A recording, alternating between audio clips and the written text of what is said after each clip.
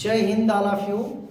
हम लोग modern physics पढ़ रहे हैं और मॉडर्न फिजिक्स बड़ा इंपॉर्टेंट चैप्टर होता है खासकर आपके परीक्षा के लिए।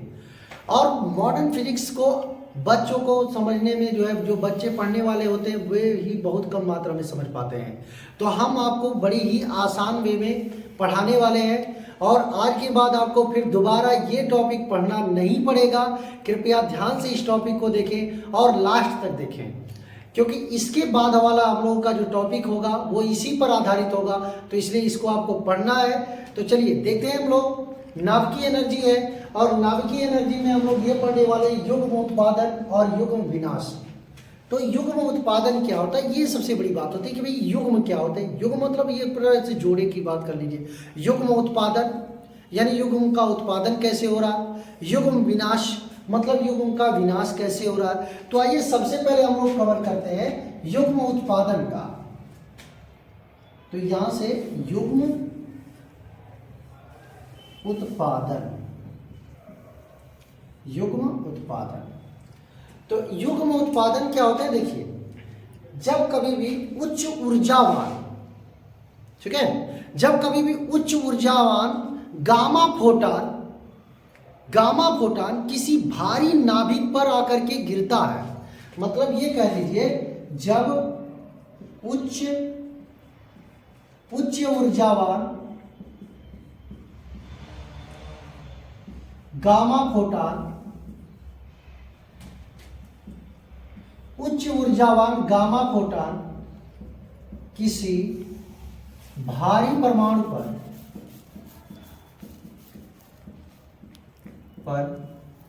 गिरता है,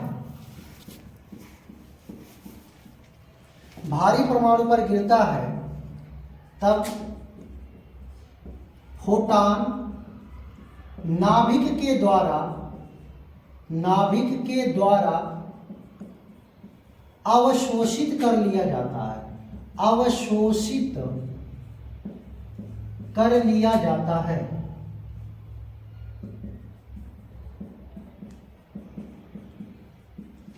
ठीक है, तो अवशोषित कर लिया जाता है यानी जब कभी भी उच्च ऊर्जावान गामा फोटान किसी भारी परमाणु पर गिरता है तब फोटान नाभिक के द्वारा, यानी जो फोटान होता है वह फोटान नाभिक के द्वारा अवशोषित कर लिया जाता है। मतलब कि जब गामा फोटान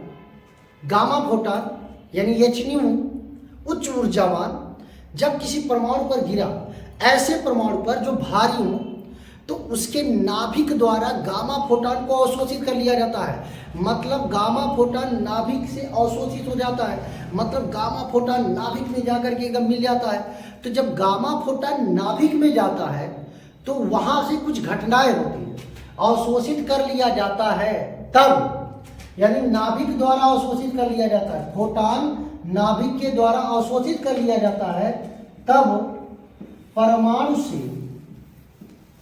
से इलेक्ट्रॉन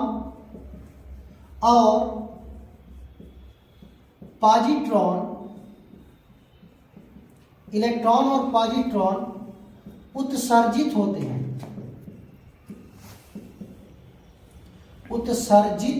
होते हैं। तो देखिए जब उच्च ऊर्जावान गामा फोटान परमाणु के यानी भारी परमाणु के पर गिरता है तो परमाणु के नाभिक द्वारा अवशोषित कर लिया जाता है। जब वह परमाणु के नाभिक द्वारा अवशोषित कर लिया जाता है तो उस समय उच्च ऊर्जावान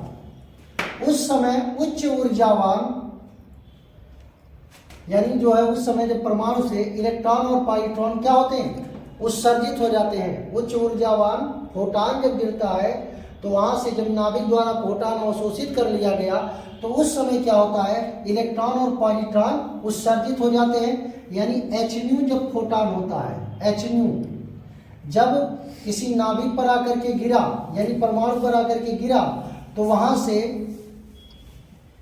पॉजिट्रॉन और इलेक्ट्रॉन उत्सर्जित हो जाता है। इस घटना को युग्म उत्पादन कहते हैं। तो युग्म उत्पादन क्या है, उच्च ऊर्जावान फोटान जब किसी भारी परमाणु पर गिरता है तो भारी परमाणु के गिरने की वजह से वहां पे एक कंडीशंस आते हैं कि प्रोटॉन को नाभिक द्वारा पूरी तरह से अवशोषित कर लिया जाता है। अवशोषित करने के बाद इलेक्ट्रॉन निकलता है, पॉजिट्रॉन निकलता है। इसी घटना को हम लोग क्या कहते हैं? युग्म उत्पादन कहते हैं। मतलब हम लोग ये कह दें कि ये हम लोग एक प्रकार से नाभिक बना रहे हैं कि भैया ये नाभिक है और नाभिक का जो प्रोटॉन हो गया भाई, ये हो गया नाभिक Ze। अब यहां पे जो है उच्च ऊर्जावान यानी गामा फोटॉन Hν आकर के गिरा, गामा फोटॉन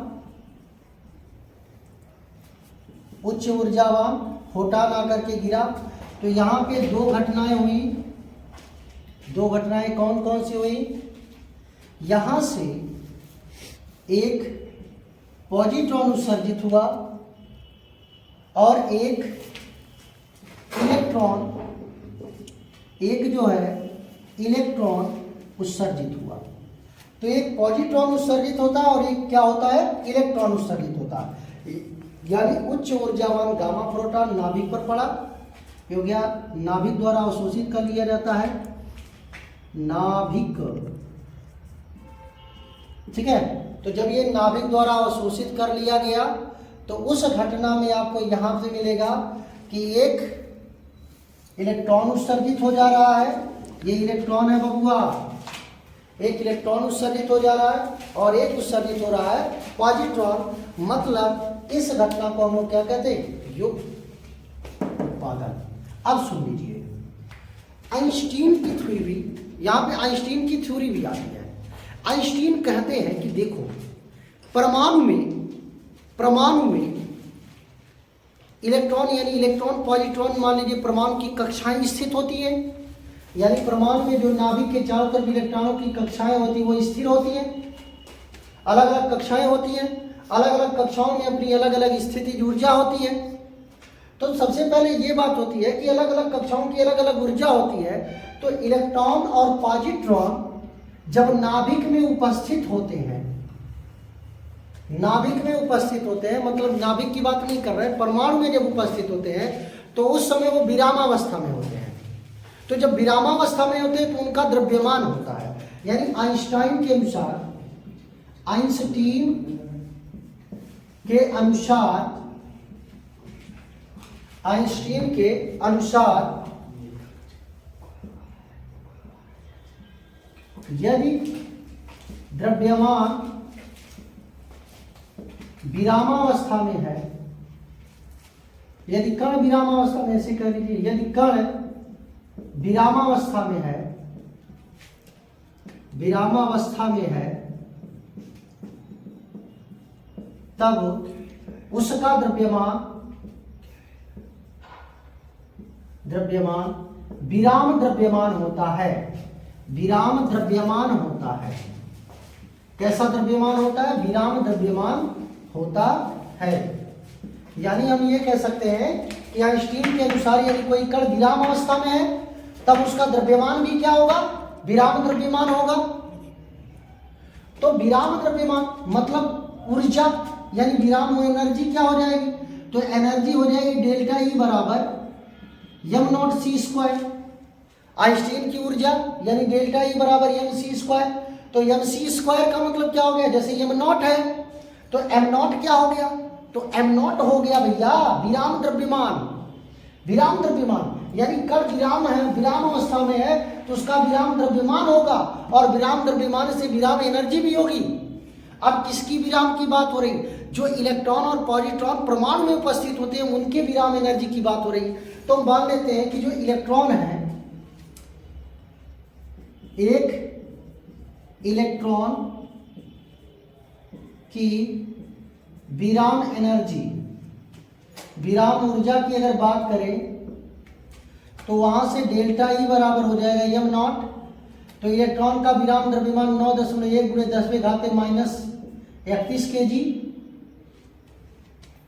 गुणे सी की यदि बात करेंगे तो C आपका हो जाएगा 3 गुणे 10 में घाते 8 पूरे का स्क्वायर। तो डेल्टा E बराबर हो जाएगा 9.1 गुणे 10 में घाते -31।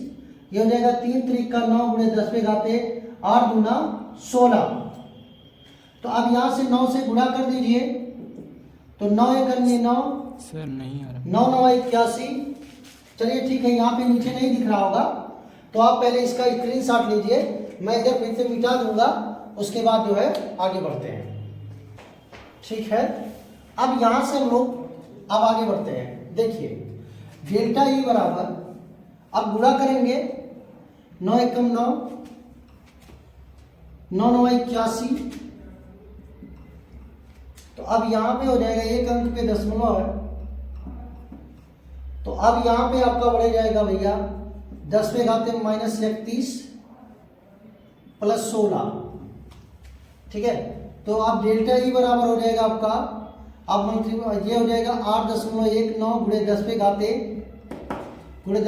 -14। अब यहाँ पे हो जाएगा डेल्टा E बराबर 8.2 गुणे 10 में घाते -14 जूल। अगर हम लोग इसे मेगा इलेक्ट्रॉन में बदल दें तो डेल्टा E बराबर मेगा इलेक्ट्रॉन में जब हम लोग बदलेंगे तो 8.2 गुणे 10 में घाते -14 हम लोग भाग देंगे 1.6 गुणे 10 में घाते -13 से। ठीक है, तो ये भाग देने पे मिलेगा, क्या हो जाएगा 0.51 मेगा इलेक्ट्रॉन वोल्ट। तो ये मिल जाएगा आपको डेल्टा E बराबर 0.51 मेगा इलेक्ट्रॉन वोल्ट हो जाएगा। ठीक है, तो ये कंडीशंस आपको यहाँ पे मिलेगी। अब सुन लीजिए, यह किसकी है, विराम द्रव्यमान है। क्या है ये, विराम द्रव्यमान है। किसका विराम द्रव्यमान है, इलेक्ट्रॉन का विराम द्रव्यमान है। तो परमाणु में दो लोग उत्पादित हो रहे हैं, एक तो पॉजिट्रॉन उत्पादित हो रहा है और एक दूसरा कौन सा उत्पादित हो रहा है, इलेक्ट्रॉन। तो ये इलेक्ट्रॉन का विराम द्रव्यमान है, तो पॉजिट्रॉन का भी विराम द्रव्यमान होगा। तो पॉजिट्रॉन का विराम द्रव्यमान क्या होगा, यही होगा। तो यानी युग्म का विराम द्रव्यमान, विराम ऊर्जा, विराम ऊर्जा। तो यानी युग्म का विराम ऊर्जा, तो युग्म का विराम ऊर्जा क्या हो जाएगी, जैसे भाई टोटल यानी E बराबर हो जाएगा युग्म में जो क्या है, युग्म की विराम ऊर्जा मतलब इलेक्ट्रॉन प्लस पॉजिट्रॉन की विराम ऊर्जा। तो यहाँ पे हो जाएगी आपकी E बराबर, देखिए 2 गुणे कर देंगे क्योंकि ये इलेक्ट्रॉन की है और इलेक्ट्रॉन से हो जाएगा पॉजिट्रॉन, 2 गुणे 0.51 मेगा इलेक्ट्रॉन वोल्ट। तो E बराबर जब गुणा करेंगे 2 एकम 2 2 पाँचे 10, तो यानी 1.02 मेगा इलेक्ट्रॉन वोल्ट। तो अब यहाँ से क्या समझे, यहाँ जो एनर्जी मिली है E बराबर 1.02 मेगा इलेक्ट्रॉन वोल्ट, ये क्या है, मतलब युग्म के उत्पादन के लिए फोटॉन की जो न्यूनतम एनर्जी है वह 1.02 मेगा इलेक्ट्रॉन वोल्ट होना चाहिए। मतलब युग्म के उत्पादन के लिए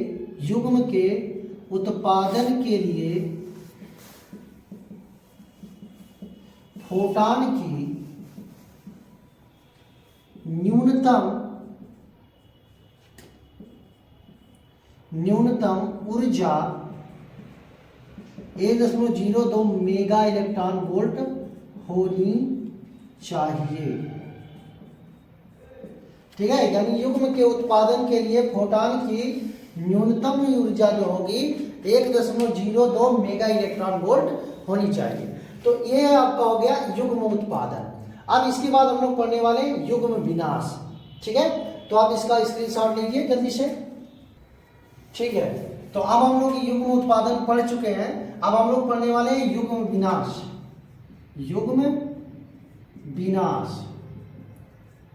ठीक है, तो युग्म विनाश की अगर बात करेंगे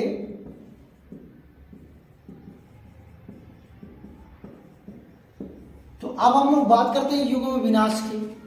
तो युग्म विनाश क्या होता है? देखो, जब एक इलेक्ट्रॉन और एक पॉजिट्रॉन आपस में मिलते हैं, एक इलेक्ट्रॉन और एक पॉजिट्रॉन जब आपस में मिलते हैं तो एक दूसरे को नष्ट कर देते हैं यार। मतलब एक दूसरे के प्रभाव को नष्ट कर देते हैं। वही कहता भाई विनाश कर दिए, कहते नहीं तुम्हारा विनाश कर दिए। विनाश कैसे होता है? मतलब जब उसी के समकक्ष वैसे मिल गया। अब इलेक्ट्रॉन महोदय कूदते हुए अगर मान लीजिए जा रहे हैं और उनके संपर्क में एक पॉजिट्रॉन आ गया तो एक दूसरे के प्रभाव को क्या कर दिए? नष्ट कर दिए। जब एक मूल कण दूसरे मूल कण के संपर्क में आता है, वह एक दूसरे के प्रभाव को निरस्त कर देते हैं। उन्हीं को हम लोग कहते हैं युग्म विनाश। लिखेंगे नहीं, केवल फिर से सुन लो और लिख लो तुम लोग। जब दो कण आपस में एक दूसरे से मिलते हैं और वह दोनों एक दूसरे के प्रभाव को नष्ट कर देते हैं तो हम उन्हें युग्म विनाशी कहते हैं। युग्म मतलब पेयर मतलब क्या होते हैं? दो कण हो गए। पेयर मतलब क्या हो गए? दो कण हो गए ना। तो मतलब हम ये कह रहे हैं कि जब दो ऐसे कण जो घूमते हुए कहीं टहलते हुए आ रहे हैं, आने के बाद वो दोनों मिल गए और दोनों मिल गए तो एक दूसरे के प्रभाव को नष्ट कर दिए, तो उन्हीं को हम लोग क्या कहते हैं? युग्म विनाशी कहते हैं। तो मान लो एक इलेक्ट्रॉन है, एक इलेक्ट्रॉन और एक पॉजिट्रॉन, एक इलेक्ट्रॉन और एक पॉजिट्रॉन आपस में मिल गए और मिलने के बाद यह एक दूसरे के प्रभाव को क्या किए? एक दूसरे के प्रभाव को नष्ट कर दिए। तो सुनो यार, जब ये दोनों मिलेंगे तो एक दूसरे के प्रभाव को जब नष्ट करेंगे तो नष्ट करने के बाद यहां पर मित्रों क्या निकलेगा? फोटान निकलेंगे। कौन से फोटान? Hnu। एक फोटान नहीं निकलेंगे, दो निकलेंगे प्लस Hnu। और क्या निकलेगा? 1.02 मेगा इलेक्ट्रॉन वोल्ट ऊर्जा। अरे यार क्या बात है! यही तो लॉजिक है युग्म विनाशी का। देखो युग्म विनाशी क्या है कि दो इलेक्ट्रॉन मतलब दो मूल कण जब आपस में एक दूसरे से मिलते हैं, वह एक दूसरे के प्रभाव को नष्ट कर देते हैं, तो उन्हीं को हम लोग कहते हैं युग्म विनाशी। समझ गए युग्म विनाशी क्या है? तो अब मान लो एक इलेक्ट्रॉन और एक पॉजिट्रॉन मिल गए तो एक दूसरे के प्रभाव को नष्ट कर देते हैं। लेकिन जब यह दोनों एक मिल करके एक दूसरे के प्रभाव को नष्ट कर दे रहे हैं तो वहां पर क्या बन रहा है? फोटान बन रहे। यह भी फोटान, यानी दो फोटान बन गए और इतनी ऊर्जा मुक्त हुई। दोनों को उत्सर्जित करने के लिए इतनी ऊर्जा चाहिए फोटान में। मतलब परमाणु से एक इलेक्ट्रॉन एक पॉजिट्रॉन को निकालने के लिए इतनी ऊर्जा चाहिए फोटान में, कम से कम इतनी ऊर्जा होनी चाहिए। तो भैया जब ये दोनों एक इलेक्ट्रॉन और एक पॉजिट्रॉन दोनों मिल रहे हैं, मिल करके एक दूसरे के प्रभाव को नष्ट कर दे रहे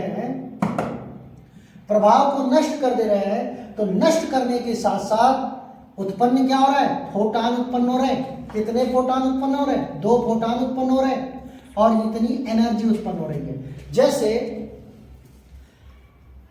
जैसे हम ये कह सकते हैं कि अब क्रिया के पश्चात, जैसे ये दोनों के पश्चात, क्रिया के पश्चात अगर मान लीजिए यहाँ पे 1 फोटान है,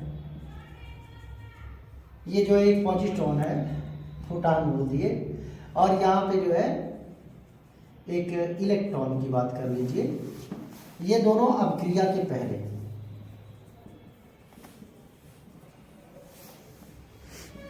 अब क्रिया के पहले, ठीक। तो अब क्रिया के पहले इस तरह से, और जैसे ये संपर्क में आते हैं, संपर्क में आने के बाद एक दूसरे के प्रभाव को क्या कर देते हैं? नष्ट कर देते हैं भैया। Hnu,